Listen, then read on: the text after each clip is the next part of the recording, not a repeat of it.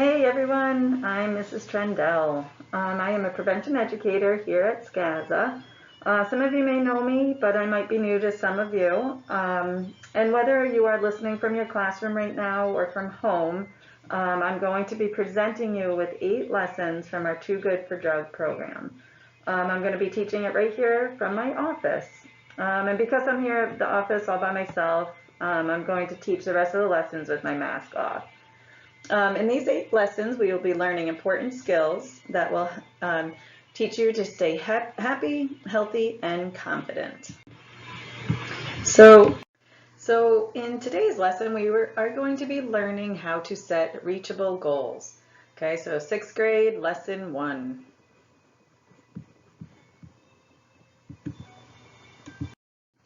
So first I want you to sit back and think of your dream car, okay?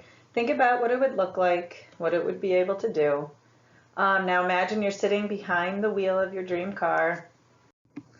It's the perfect car. It's the right make, the right model, the right color. The interior is just what you wanted. It has a great sound system. It is truly the car of your dreams. Okay, there's just one thing. This car has to last you a lifetime. You will never have another car. What will you do to keep it looking good and running well so that it will last a lifetime? So hopefully everybody has a picture in their head of their dream car. So think of what you're going to do, okay? Think of the things that you will do to help this car run and last a lifetime. Okay, so maybe you're going to drive as carefully as you can. Maybe you're going to wash it and keep it clean all the time. Parking it in a garage is an important thing to keep it from rusting. You're going to be probably changing the oil on a regular basis. You're going to use only good fuel, like the premium gas, the expensive gas. You're going to take it to the mechanics for checkups, okay? And probably most importantly, you're not going to let other people drive it, right? You want to be in control of this car. Okay, now I want you to think about yourself. How many of you ever like to stay up late? How many of you like to eat junk food? How many of you sometimes forget to brush or floss your teeth? How many of you follow the crowd even when you know you shouldn't? And how many of you like to take risks or dares? So if you answered yes to any of those, I'm kind of confused. 2 minutes ago, you told me how you were going to take care of the car of your dreams so it would last a lifetime. You said you were going to wash it, drive carefully, not let your friends drive it. But I think I just caught most of you taking better care of your car than you do yourselves. How long does your body have to last?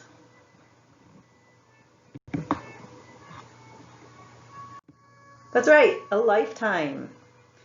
Okay, your body is the most fantastic machine you will ever know. It is much better than any car.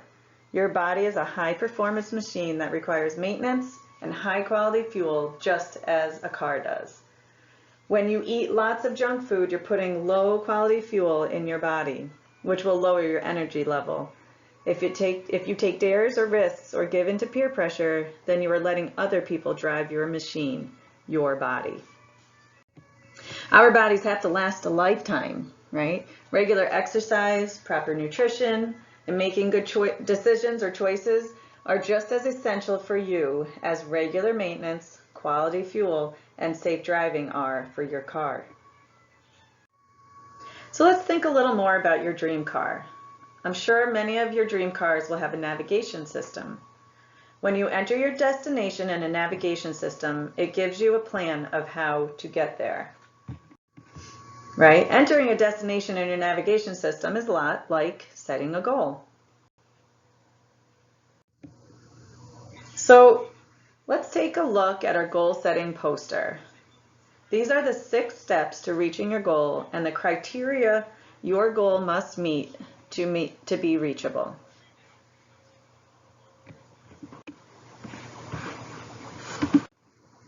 So let's meet George. George is a 6th grader who will show us how to use the 6 steps to reaching his goal. One of George's favorite subjects in school is math. He uses a math He uses his math skills outside of school when he is playing soccer or helping his mom bake cookies. To challenge himself, George wants to get an A on Monday's math test. George is about to complete the first step in reaching a goal. What is the first step? The first step is to name it. That's right. George names his goal by saying, I will get an A on Monday's math test. Before George can work towards reaching his goal, he needs to make sure it meets the 4 goal naming criteria. Okay, so you see the goal step 1, and then underneath the goal are the 4 goal naming criteria. So George's goal must be personal. Getting an A on the test is something George wants to do. Okay, it is his goal, not someone else's. Okay, so we make a goal that is important to us. Okay. Next, a goal must be possible. Do you think George has what it takes to accomplish his goal? Yeah, I think so. He completes his math homework every night, and he even solves extra math problems just to make sure he's mastered the method. Okay, so it is possible. He's good at math, and he does all the work and what he needs to do to get a good grade. Okay, so after making sure it's personal, important to him, possible, something that he can achieve, then the third part of this step is to make sure it's positive. So George named his goal. He didn't say, I won't fail my math test. He confidently said, with a positive action, I will get an A on my math test. So when you reach or set a goal that is in a positive action, stating what you'd rather do than what you wouldn't like to do, you are more likely to achieve it. Okay, and finally, the goal you set must be specific. Okay, so it must be specific so that you know when you've reached it. Okay, so George didn't just set out to do well on a test, on any test. He set out to do well on his math test. Okay, and he wanted to get an A. So he was specific on what kind of grade he wanted and on excuse me, on the test that he wants to take, which is a test on Monday, a math test on Monday. Okay, so it's a measurable amount of time, and he will know when he reaches his goal after Monday's test is over. So now we know that George has named his goal, okay, and that it meets the 4 goal naming criteria. Does naming his goal guarantee he will reach it? No, not really. So let's see what he has to do next. Okay, so the second step is picturing yourself reaching the goal. Okay, so George closes his eyes and sees himself with his math test in his hand with an A on it. So he's picturing himself reaching it. When you can imagine that reaching your goal, what it looks like, you know what you're working towards. Okay. Third step is saying I can. Okay, being positive, using positive self-talk. Saying I can, and it will help you boost your confidence. Okay, the fourth step is thinking how to do it. So once you've named your goal, you got to think of what you need to do to reach it. So this is George's to-do list. Okay, George lists his 4 actions he needs to take to get an A on the math test. So some of the things that he needs to do is study extra hours. He needs to do his math homework every night. He needs to solve extra math problems. Maybe he uses like a computer program, or he asks his teacher for extra math to practice with. And he gets plenty of rest, okay? And probably eats his breakfast in the morning so he's prepared. Okay, then he's going to look at his resources, okay? So he's going to list people and things that can help him complete his to-do list. So he uses his teacher, Mr. Isosceles, the math teacher. He's going to look towards his older brother, the math whiz, okay, Sebastian, to help him. He's also going to get a math book with practice problems and use an online program. So those are the resources that he's going to use. Once he's completed his action plan, the 5th step is he's going to go for it. He's going to complete his to-do list and go for his goal. So George worked an extra 30 minutes each day on math equations with his teacher, Mr. Isosceles, and when he didn't understand something with his homework, he went to his older brother for help. He also went online to watch videos and on solving math equations. Okay. Then George completed all 5 steps towards reaching his goal, and he was proud to get an A on his math test. Way to go, George. Okay. Now he can complete the 6th step, which is celebrating his success. After George aced the math test, he told himself, "Good job," and celebrated with his friends. Okay, these aren't 6th graders celebrating, but that's what I could find. Okay, so before you set your own goal, let's practice reviewing the goal naming criteria. Because remember, it's not likely to be able to meet a goal if it doesn't meet these 4 goal naming criteria. So here are the 4 criteria, which is personal. Remember, it has to be important to you.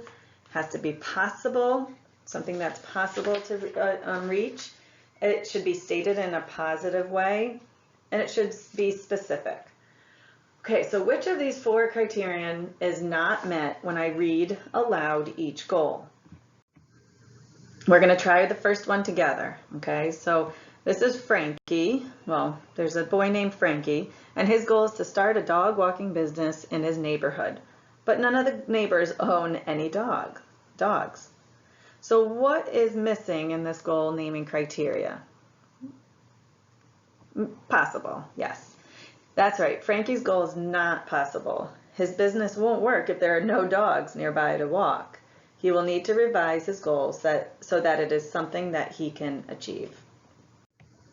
Good. So the next one is Jasmine. Jasmine's goal is to try out for the cheerleading squad because her best friend wants her to try out with her. All right, so take a second and think about what is missing. Which of those 4 are missing? Which of the 4 goal naming criteria is missing in this goal? Okay, that's right, it is personal. The answer is personal. Jasmine most likely will not reach her goal if it is not her goal, right? It was her friend's goal, remember. Okay, next goal. So Will, or this girl here, wants to beat her her recent record of 50 push-ups without taking a break. She set her goal to do 150 push-ups without taking a break by this weekend. Okay, think about, any of you if you've ever done a push-up, they're not easy. So trying to go from 50 to 150 in one week or less than a week, it doesn't really seem possible, right? So the answer is possible. This is a very unlikely thing to do. It doesn't mean that it is unlikely to do ever, but they just might need, he might or she might just need to extend that period of time to maybe a month or 2 months. Okay. Okay, so this goal, it was made by Theo, and he stated, when he named his goal, it said, Theo has a C in history class. His goal is to get a better grade. So what is missing in that goal? Specific, right. He needs to revise his goal so that he includes a specific grade and a deadline, okay? Remember, we want to make sure that it is specific so he knows when he will reach it. So maybe he could revise his goal by saying, I will raise my grade from a C to a B by the end of the grading period or the marking period. Okay, that could be one way that he could revise that to make it specific. Margaret's goal is to excuse me, not eat junk food every night for the next month. Okay, so what is missing? Think about her tone and how she's wording her goal. And if you thought about it, you were right if you said positive, right? She states her goal was stating what she doesn't want, not what she would like to achieve. So if she revised her goal, she might say, I will eat 3 to 4 servings of vegetables each day for the next month, Okay, so that's in a positive tone, stating specifically what she wants. Excellent. All right, it's time for you to name a goal that you can achieve in the next 2 weeks. So ready, set, goal. So I'm going to give you some time. I'm going to give you some jump starters, all right? So these are some goals or some ideas to maybe get your brain going, okay? So maybe if you think about academic goals, maybe you want to improve a grade. Maybe you want to enter a project in the science fair. Maybe you want to read a specific book by a certain amount of time. Maybe socially you would like to make a new friend or join a social club, or maybe join a play. Maybe you have athletic goals. Maybe you want to beat a previous record. Maybe you want to run faster. Maybe you want to try out for a sport. Maybe you have a talent or hobby that you would like to make a goal in. So maybe auditioning for a play, maybe making something new. Maybe you're crafty or creative. Okay. Okay, remember to make sure that your goal is personal, possible, positive, and specific. And think who or what can help you achieve your goal. Because remember, there's people out there and there's resources out there that will help you. This goal doesn't have to be achieved all on your own. Okay, so I'm going to give you a few minutes to write down the goal. I'll keep this up here so that you can remind yourself of the 4 goal naming criteria. Okay.